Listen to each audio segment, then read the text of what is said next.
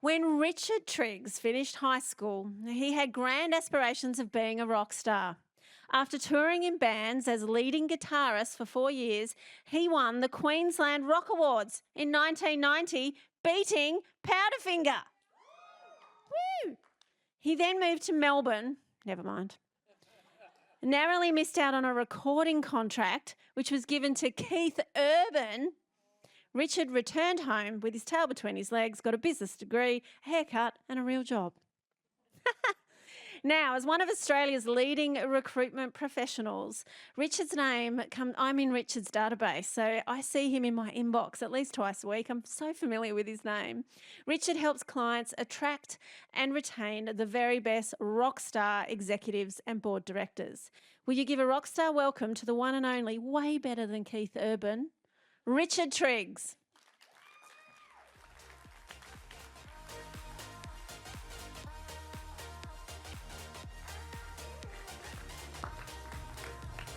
Thank you, Lucy, for that wonderful introduction, and perhaps I should be appearing in your dreams instead of just your inbox. That would be much more exciting. So today what I'm talking to you about is winning the war for talent. And what do I mean by that? I mean being able to attract and retain top performers in order to beat your competitors. Imagine if you could do that consistently. Imagine your business being able to truly achieve its highest potential because you have the very best human talent working for you. Imagine the difference that it would make to your own career, because you'd get to work on the things that you would love to work on, to work more strategically, to have more work-life balance because you're spending less time doing those tasks that you could easily delegate to your team, and knowing that when you do delegate to them, because they're so competent, you can do it with complete trust that they will be able to fulfill their responsibilities easily and effortlessly. I've written 2 books. The first book that I wrote is called Uncover the Hidden Job Market. It came out in 2015, very much aimed at the executive job seeker. That book's gone on to sell nearly 15,000 copies, and a new edition of that book was released a few months ago. And I've also written a new book called Winning the War for Talent, How to Attract and Retain Top Performers, and that book's going to be, it's at the publisher now, and hopefully it will be published and in people's hands by February or March of next year. In my career as an executive recruiter, I've placed over 1,500 senior executives and board directors with my clients all over Australia, from small to medium enterprise right through to global multinationals, from mid-level technical leaders right through to CEOs and board directors. And this is what I'm really about. But to tell you a little bit of my backstory, as Lucy introduced me, when I finished high school, I wanted to be a rock star. And believe it or not, that little skinny fellow there with that green guitar, that's actually me. All right? This is what happens when you decide that you enjoy eating and drinking more than exercising. And that band there that you can see there is a band called Leather Zen. In 1990, we won the Queensland Rock Awards, moved to Melbourne chasing a record deal, missed out. And so when I came back, I went back to university and did a Bachelor of Commerce, majoring in marketing and HR. And then I had a corporate life working for James Hardie and P&O, 2 very large corporate organisations. And in my early 30s, I went back to university and I did an executive MBA. And like most people who do an MBA, when I did that, I started to think, what do I want to do when I grow up? And somebody who I'd been a client of, who was a recruiter, said, hey, Richard, why don't you think about working in the recruiting industry? And so like most people, I fell into recruitment. I started my recruitment career working for Hudson, at the time the biggest recruitment company in the world. I really enjoyed recruitment. I didn't so much enjoy their culture. I went then and worked for the biggest privately owned recruitment company in Queensland called Davidson's. And then in 2009, on the 1st of February 2009, the height of the global financial crisis, I started my own executive search firm, Arete Executive. Arete is a Greek word. It means the fulfillment of one's full potential. Or as Homer used it in the Odyssey and the Iliad, it's where heroes gather to realise their full potential. And we thought that was a fantastic name for an executive recruitment company because we wanted our clients, our employer clients, to achieve their full potential by attracting the very best staff. We wanted our candidates to achieve their full potential by getting the very best jobs. And of course, we wanted to achieve our full potential by attracting the very best recruiters and having a successful business. But what are we here to talk about today? We're here to talk about winning the war for talent. And so the first thing is, why would I share this information? You know, a lot of my peers in the recruitment industry would say, why are you going and teaching executive or companies how to recruit? Isn't that doing yourself out of a job? But of course, I believe that organisations should, in most instances, be able to recruit their own staff. It's only in particular situations that you would want to go and use an external recruiter. At the end of the day, recruitment's expensive. It's time consuming. And if there are ways that you can do it efficiently and effectively and reducing your costs, then absolutely you should do that. It's just that the majority of organisations don't know how to do it well. And because they don't know how to do it well, they believe that they are in this war for talent, when really the word war for talent is just an excuse for poor hiring behaviour. In my book, I talk about a 10-stage framework for hiring excellence. Now, obviously today, in a short presentation like this, I can't go through all of those 10 steps. I'm only going to be talking about a small portion. But if we look at that just quickly, so the first thing is, how are you branding your organisation as an employer of choice? Are you creating a brand that is going to attract top talent to want to work for you? Are you briefing roles correctly in order to ensure you're always attracting the people that you want for that particular opportunity?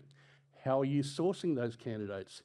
What interviewing styles are you using to get the best possible information? And what testing are you doing to make sure that the candidates can actually do what they say they can do? Are you negotiating well? Are you making good offers? Are you avoiding counter offers in order to make that successful hire? And then are you onboarding people, particularly in that first 90 days, to make sure that you're setting them up for success? So this is the 10-step framework, but what I'm going to focus on today is really these 2 points, but broken into 4. The brief, and then how are you sourcing your candidates? There's an American, his name's Lou Adler. He wrote a fantastic book called Hire With Your Head, and he talks about performance-based hiring. The best predictor of future performance is past performance. So if you can find somebody who's done it well, if you find somebody who's done it before, they've done it well, and they're motivated to do it again, they are much more likely to be successful. So what you need to do then, before you even go to the market, is think, what does success look like? What are we actually hiring this person to achieve? What does the first 3 months look like? The first 6 months, 12 months and beyond? If I was to sit down in 12 months' time and do this person's performance review, what would they have needed to achieve in order for me to be absolutely delighted that I hired them into my business? What does success look like? This gets documented into what we call a performance profile, different to a position description. A position description is largely motherhood statements that talk about some broad responsibilities and perhaps some qualifications and prior experience. The performance profile is quantifying those key deliverables that you need from this new person in your team.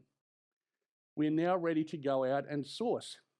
One of the areas or ways to source candidates that's often overlooked is referrals. And yet referrals, what a fantastic way to source candidates. Number one, it's free. Number two, if somebody's recommending somebody to you, then generally it means that they're advocating that this is a good person. So what are you doing in terms of strategically sourcing referrals? Are you talking to your team? Who do they know? Are you talking to the leadership team? Who do they know? The board? Are you talking to your customers, your suppliers, your joint venture parties, strategic alliances? Are you talking to the key people of influence within your industry and saying, who do you know that may suit this opportunity? The next way to source candidates is through advertising. And this is the one that employers rely on the most. And yet, if you were to look at Seek or you were to look at LinkedIn or other job boards, you'd see that most ads, they're just a regurgitation of a position description. They're boring, they're bland, There's nothing sexy, there's nothing that's going to attract a candidate to really be excited about that opportunity. And what you need to do is to make that ad much more exciting. The fact that you have this performance profile and you understand the key deliverables means that you can articulate that in the ad, because people love to do what they're good at. So they can read an ad and they can go, wow, I love doing that. I'm really good at that. I'll make an application. The biggest mistake that employers make, and I would suggest this happens probably 95 times out of 100, and I'm sure if anybody in the audience today has been applying for jobs, you'll know exactly what I'm talking about. They don't put anybody's name or phone number on the ad. So a good candidate, you imagine, not actively looking for a job, but they see an ad and they go, oh, that might be an interesting role for me. I'm not sure if I want to apply. I'd love to learn some more information, particularly if it's with a competitor and I'm worried about my confidentiality. What I'm going to do is I'm going to ring up and ask some questions to decide, oh, there's nobody's name on the ad. Just think about it. You are missing out on excellent candidates if there is nobody there for them to ring up and ask questions. Or alternatively, a great candidate applies for a job with your business. 8 weeks later, they've had no acknowledgement of their application. They don't know if they've been shortlisted. They don't know if they're in contention. And of course, there's nobody's name or phone number there for them to ring up and ask about the status of their application. Think about how damaging that is for your employer of choice brand. And I can see a few nods in the audience, and I hear these stories from senior executive candidates all the time. Always, always, always have somebody's name and phone number on the ad. Now, when I talk to HR people about this, I say, why don't you put your name and phone number on the ad? And they say, oh, because we don't want candidates to ring us. And you think, that's interesting. You don't want candidates to ring you, and yet you think there's a war for talent. Anyway, this is the world we live in. Okay, so let's just do a little, let's talk briefly about headhunting. So headhunting has become far more easy now, particularly with LinkedIn. If 98% plus of white-collar executives have got a LinkedIn profile, it's much easier to find them, and if you can find them, you can headhunt them. The challenge is that as an employer, if you want to headhunt people, you have to disclose who you are. So whether it's you or your HR person contacting a candidate, they're immediately going to know which company you work for. And of course, that has some challenges to it. Do you want your competitors to know that you're actively headhunting from their business? Do you have somebody in the role that you need to replace, and therefore it needs to be done very quietly? Is it a strategic role and you don't want your competitors or perhaps even your clients to know that you're recruiting this position? So in that situation, you need to headhunt. And obviously that is the time where you would think to outsource your recruitment to a specialist headhunting business.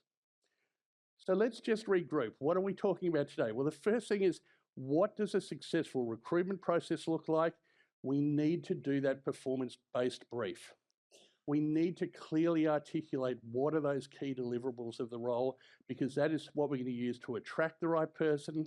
That is what we're going to use to interview the right person to make sure that they meet the brief. And then, of course, when we bring them into the organisation, we will be managing their performance against those pre-agreed key deliverables.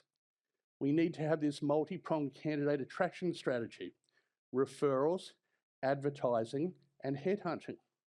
And if there's nothing else that you take away from this presentation that will dramatically improve your ability to recruit talent, is to go back to always, always, always put somebody's name and phone number on an ad to handle candidate inquiries.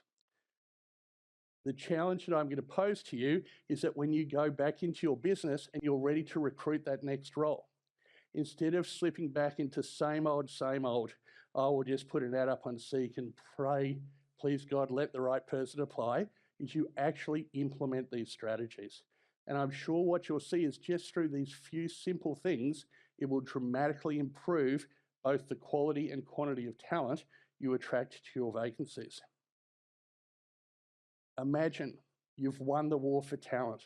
Your business is flying. You've got this amazing team. You truly are reaching your full potential. Arate, where heroes gather to realise your full potential. These will help you to build a team of heroes and together go on to achieve great success. My name is Richard Triggs. I'm the author of Winning the War for Talent, and I really appreciate the opportunity to speak to you today.